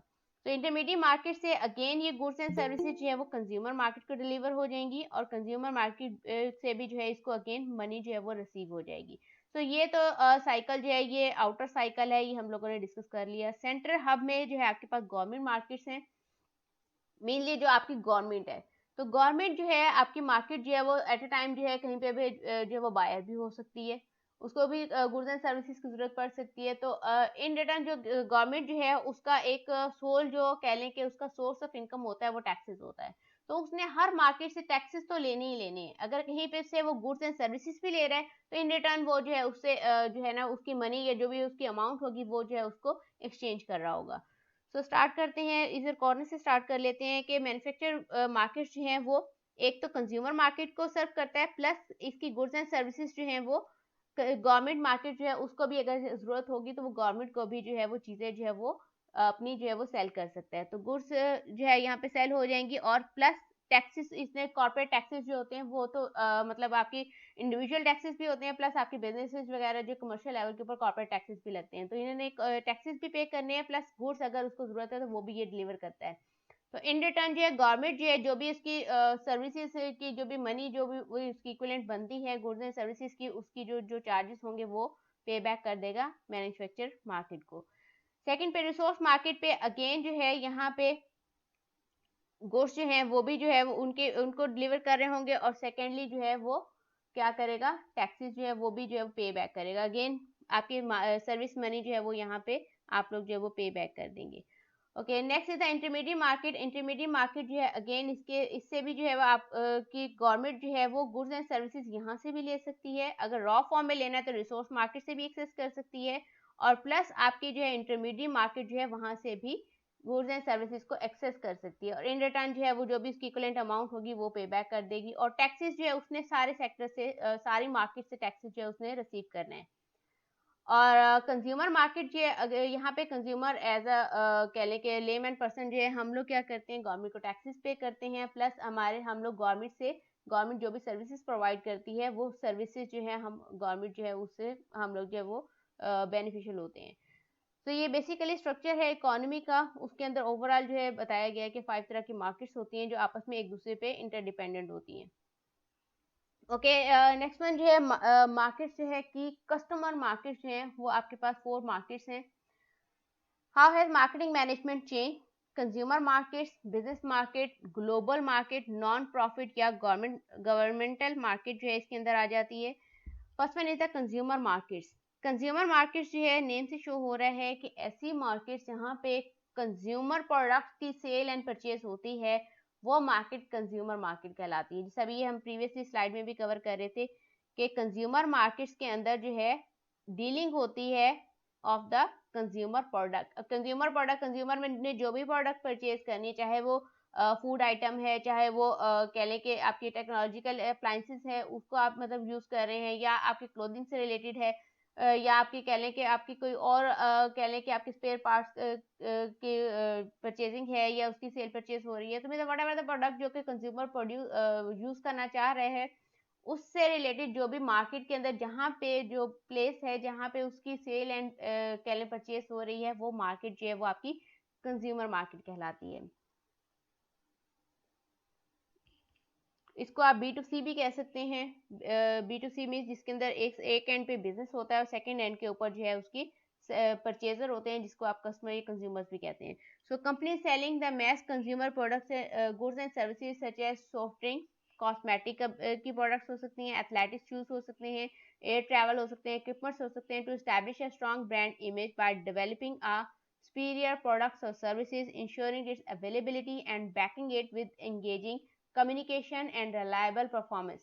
Much of a brand's strength depends on developing a superior product and packaging, ensuring its availability and backing it with the engagement, communication and reliable services. So ऐसी मार्केट जो है जहाँ पे मैंने पहले बताया कि कंज्यूमर प्रोडक्ट की परचेज या सेल होगी, वो कंज्यूमर मार्केट कहलाएगी। और इसके अंदर आपने करना क्या है कि आपने प्रोडक्ट के ऊपर फोकस करना है कि आप क्या प्रोडक्ट दे रहे हैं, उसकी क्वालिटी दे रहे हैं नहीं दे रहे, उसकी पैकेजिंग से रिलेटेड, उसकी फीचर से रिलेटेड, प्लस आपने उसकी रिलायबल सर्विसेज जो है उसको भी मेक श्योर करना है इन द लॉन्ग टर्म।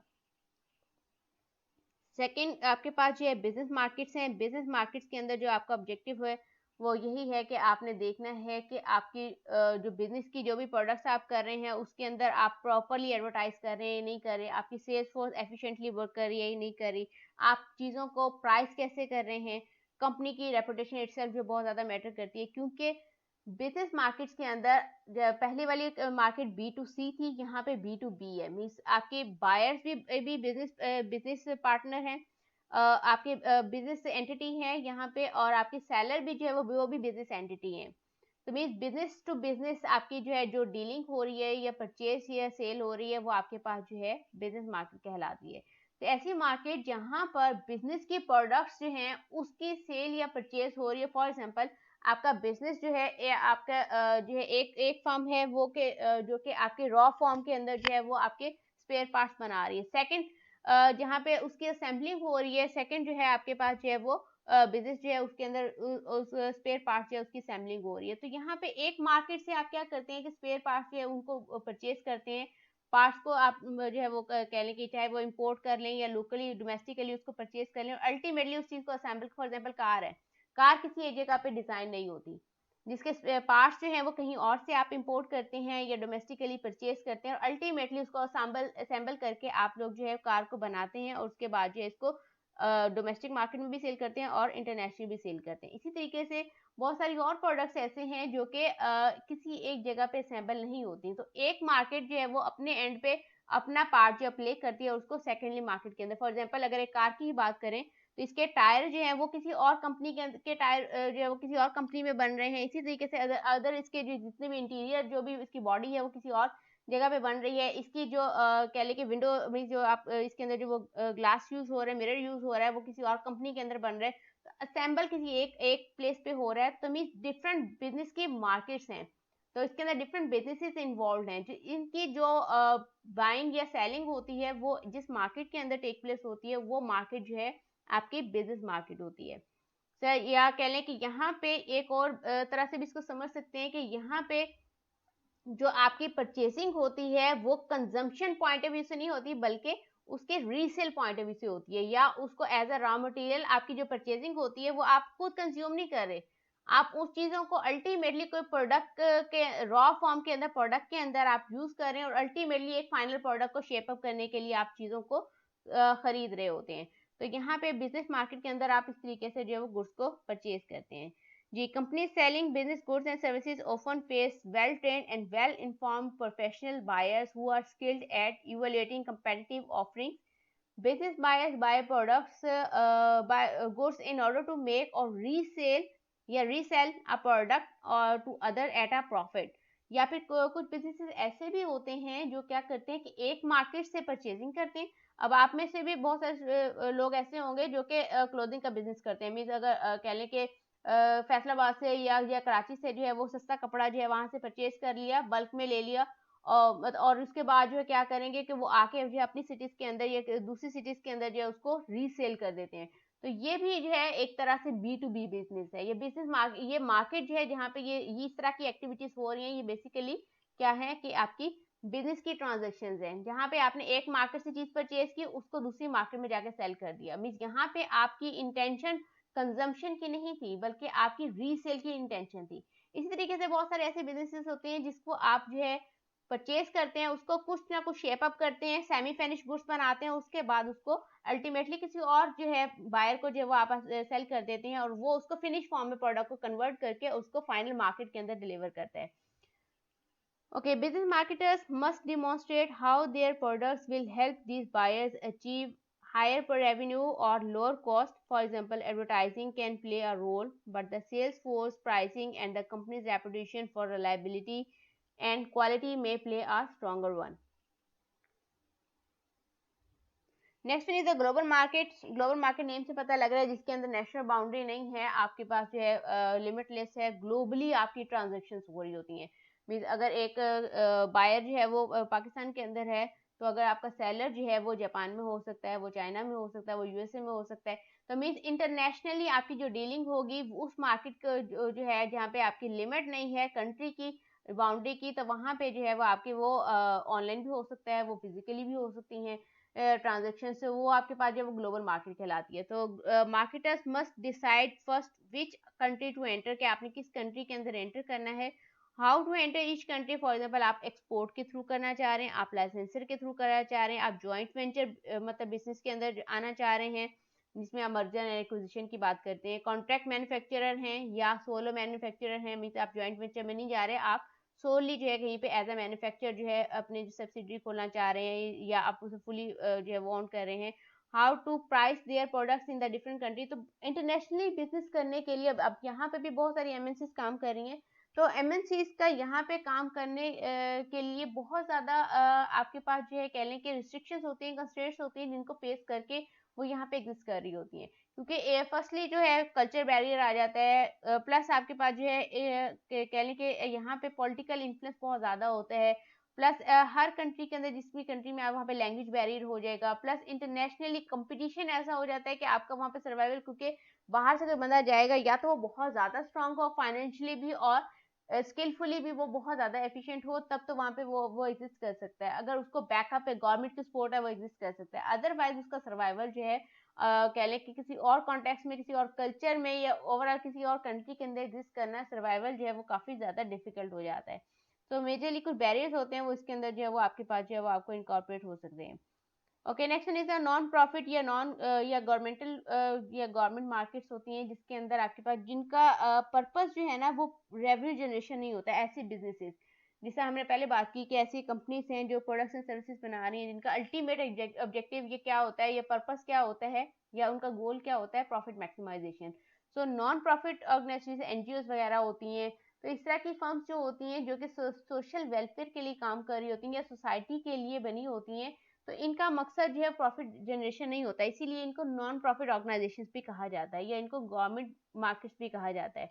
तो इनकी परचेसिंग पावर जो है वो कंपैरेटिवली अदर बायर्स जो है इनकी परचेसिंग पावर कम होती है। तो इनको जो प्रोडक्ट्स एंड सर्विसेज आपने सेल करनी होती हैं उसके अंदर आपको बहुत सिलेक्टिवली अपनी प्राइसिंग स्ट्रेटजी को यूज करना होता है, और इस तरीके की करना होता है कि आपको खुद भी लॉस ना हो, लेकिन इस तरीके से आपने उनको हाई प्राइसेस कभी भी चार्ज नहीं कर सकते। अब पहले ये होता था कि हम एक प्राइस रखते थे, मैस मार्केटिंग का कॉन्सेप्ट था, एक ही तरह की प्रोडक्ट बननी है, एक ही तरह की प्राइस बननी है और सारी मार्केट के अंदर जो उसको सेल कर दें।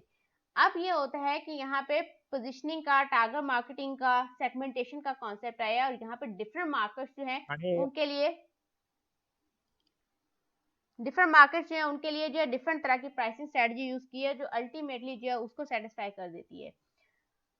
So, non-profit या government markets, companies selling their products या goods and services to non-profit organizations such as mosques, churches, temples, charitable organizations, NGOs उसमें हो सकती हैं, and government agencies need to price carefully because these buyers have limited purchasing power. Lower selling prices जो है, इससे आपको क्या affect होगा? Affect the features. आपके हो सकता है कि आप प्रोडक्ट के फीचर में कुछ अप डाउन कर दें, उसकी क्वालिटी में कहीं ना कहीं पे कंप्रोमाइज कर दें. And the quality the seller can build into the offering, क्योंकि आपको अपना प्रॉफिट मार्जिन भी रखना है. Must government purchasing cost for bids and the buyer. Sometime ऐसी परचेसिंग के अंदर ये बिड्स वाला कॉन्सेप्ट भी होता है, तो इसके अंदर लोअर बिड जो है वो बायर जो है उसको प्रेफर कर रहा होता है. तो इस तरह की परचेजिंग जो है वो अगर बल्क में होगी तो वो उसके अंदर समटाइम जो बिड्स वाला काम भी स्टार्ट हो जाता है, जिसके अंदर अल्टीमेटली जो है फिर आपको अपनी प्राइसिंग जो है उसी के अकॉर्डिंगली सेट करनी होती है. जी अभी टाइम हो रहा है ऑलमोस्ट 3:30 हो रहे हैं. आप लोग ब्रेक कर लें, 15 मिनट्स की ब्रेक है, फिर ब्रेक कर लें, उसके बाद जो हम लोग रिकनेक्ट करते हैं. मैम फिर से क्यों? लेक्चर तो मुकम्मल हो गया. बेटा आपका लास्ट वीक का जो लेक्चर है वो भी मेकअप लेक्चर है, मैंने इन्फॉर्म पहले कर दिया था. आप अगर ग्रुप नहीं देखा तो उसको काइंडली दोबारा देख लें. आपका लास्ट फ्राइडे का लेक्चर जो है वो आज पे अरेंज किया हुआ है as a makeup lecture. Teacher वो इतना सारा सिलेबस, मतलब इतनी सारी नॉलेज पाइल अप हो जाती है, फिर वो सारा एक साथ उसको याद करना या फिर अभी दिमाग में उसको एज ए मेमोरी बिठाना भी मैं मुश्किल नहीं हो जाएगा काफी?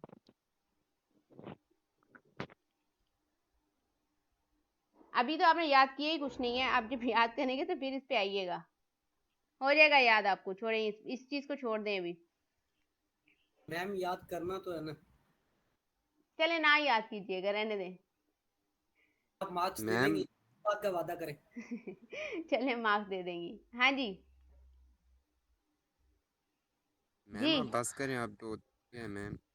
मैम काफी हो गया है. मैम जिंदाबाद. मैम बस कर दें. एक लेक्चर और है, इसके 15 मिनट्स की ब्रेक करें, उसके बाद वापस आए, उसके जी बाद मैम वाइंड अप आवाज़ करते बंद हो हैं. रही है मैम. मैम इनकलाब हाँ जिंदाबाद. ब्रेक करें, ब्रेक के बाद वापस आइएगा. अच्छा चलें ऐसा करें कि इस स्लाइड को खत्म कर लें, इसके बाद जो है अभी ब्रेक कर लें, ब्रेक के बाद वापस आ जाएं, फिर इसको एंड करते हैं. मैम फिर कभी कर लेंगे ये मेकअप लेक्चर. मैम बहुत ज्यादा है, बस कर दे अब. अच्छा फिर ऐसा करें कि फ्राइडे वाले नहीं, फ्राइडे नहीं, इस मंडे को लेक्चर रख देते हैं, मेकअप लेक्चर. इस मंडे को कन्वीनियंट है? ठीक है मैम. ठीक है. Yes okay ma'am. Okay ma'am. अगर आपने ये 8 स्लाइड्स और करानी है तो करा दो. चलिए इसको मंडे पे करें, छोड़ दें, मंडे पे कर दें इसको. ठीक है. Okay ma'am. मंडे डन है. फिर मंडे ठीक है, मंडे ही ठीक है. चलें टाइमिंग मैं आपको बता दूंगी. ओके इसको एंड करते हैं. मैम लीव कर दें. ओके हम मैम. उस वक्त भी आपको मना लेंगे.